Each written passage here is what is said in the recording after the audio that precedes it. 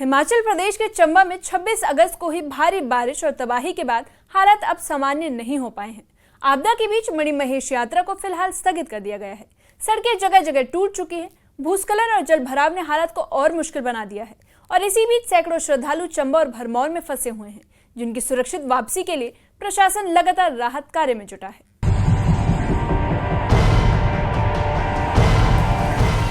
छब्बीस अगस्त को चंबा जिले में बादल फटने और लगातार मूसलाधार बारिश ने भारी तबाही मचा दी थी। जगह जगह भूस्खलन हुआ, कई सड़कें ध्वस्त हो गई और भरमौर तक का रास्ता पूरी तरह से बंद हो गया। अचानक बिगड़े हालात ने प्रशासन को बड़ा फैसला लेने पर मजबूर किया। श्रद्धालु की सुरक्षा को देखते हुए मणिमहेश यात्रा को फिलहाल रोक दिया गया। यात्रा रोकने के फैसले के बाद चंबा चौगान मैदान में हजारों श्रद्धालुओं को रोकना पड़ा। कई दिन से रुके यात्री अब जय भोलेनाथ के जयकारे लगाते हुए भारी मन से घर लौट रहे हैं। अधूरी यात्रा ने उन्हें भावुक कर दिया है, जिसके बाद श्रद्धालुओं का कहना है कि इस बार भले ही यात्रा पूरी नहीं हुई, लेकिन अगली बार भोलेनाथ की पुकार पर वे फिर लौटेंगे। जा रहे थे, रोड खराब होने के कारण अभी वापस जा रहे हैं। आगे जाने की अनुमति हमें नहीं मिली, तो अभी टाइम भी हो गया है, तो इसलिए हम आपको वापस जा रहे हैं। हम अस्सर डोडा से आए थे मणिमहेश यात्रा करने के लिए। आगे रास्ता तो प्रॉब्लम हो गई है, रास्ता नहीं है, तो इसी वजह से हम वापस जा रहे हैं। अभी यहाँ तक चंबा से वापस हो रहे हैं। वहीं जो श्रद्धालु पहले से मणिमहेश ट्रैक पर थे, उन्हें सबसे कठिन हालात झेलने पड़े। डल झील से चंबा तक का सफर उन्हें पैदल करना पड़ा, जो 24 घंटे में पूरा हुआ। रास्ते में जगह जगह लैंडस्लाइड और मलबे ने चुनौतियां बढ़ा दी।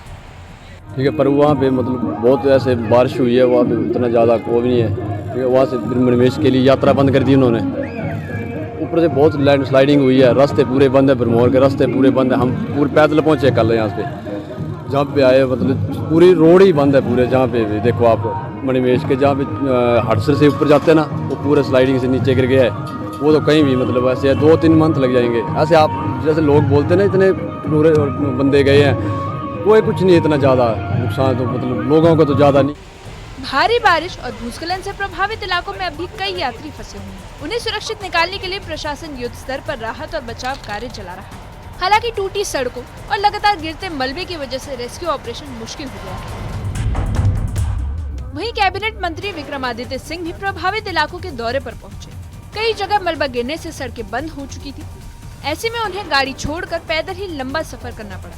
रास्ते में उन्होंने मंगला, सरोल, सुल्तानपुर और पलियूर जैसे क्षेत्रों का निरीक्षण किया।